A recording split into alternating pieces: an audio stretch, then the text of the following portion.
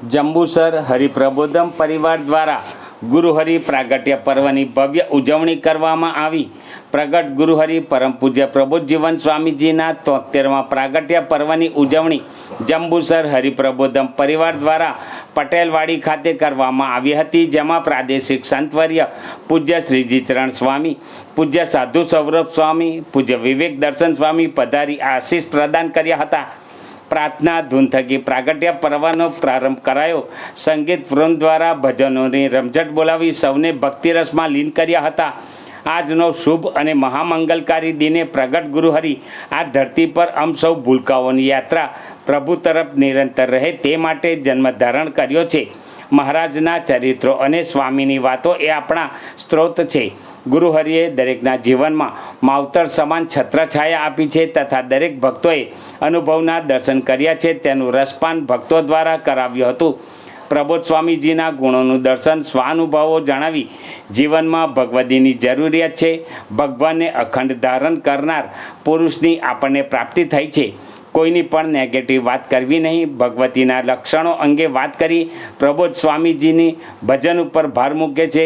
સ્વામીજીનું mission છે બસ એક તું રાજી થા, તે આકારે જીવન જીવવા જણાવ્યું. કાળ, કર્મ અને માયાનો કાયદો આ પ્રગટના હાથમાં છે. મનુષ્ય જીવનમાં તન, મન, ધન, આત્માનો રોગ છે. નાના નાના પ્રસંગોમાં પણ ભગવાન આપણી રક્ષા કરે છે તેમ જણાવી રમૂજી પ્રસંગો સાથે કીર્તિભાઈ, બળવંતભાઈ, હરિવર્ધનભાઈ સહિત ભક્તોએ સમજ આપી હતી. પ્રબોધ સ્વામીજી ભક્તોનું આધ્યાત્મિક જતન કરે છે તે અંગે વિડીયો દર્શન દ્વારા વિચરણ, ભીડા ભક્તિ, ભક્તોની પ્રાર્થનાનું વિશેષતાનું દર્શન કરાવ્યું હતું. શ્રીજી ચરણ સ્વામીએ આશીષ પાઠવતા હું ભક્તનો ભક્ત તેમ કહી પંજાબનો પ્રબોધ સ્વામીજીનો પ્રસંગ વર્ણવી કથા વાર્તા વાગોળવા જણાવ્યું. આજના મોબાઈલ યુગમાં સોશિયલ મીડિયાનો સદુપયોગ કરવા જણાવ્યું.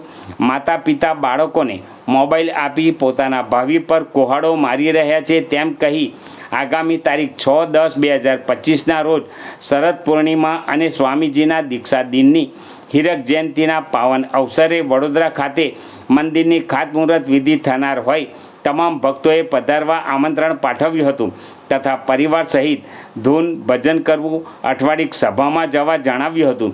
આ પ્રસંગે મક્કનજીભાઈ પટેલ, કિશોરભાઈ જડિયા, અમરભાઈ પટેલ, ટીનાભાઈ પટેલ, અનિલભાઈ ગાંધી, ઘનશ્યામભાઈ, પંકજભાઈ સહિત કલ્પેશભાઈ, રાજુભાઈ ગાંધી અને શામળભાઈ પટેલ સહિત પાદરા તથા જંબુસર તાલુકાના અગ્રણીઓ, ભાઈઓ બહેનો સભાનો લાભ લીધો હતો.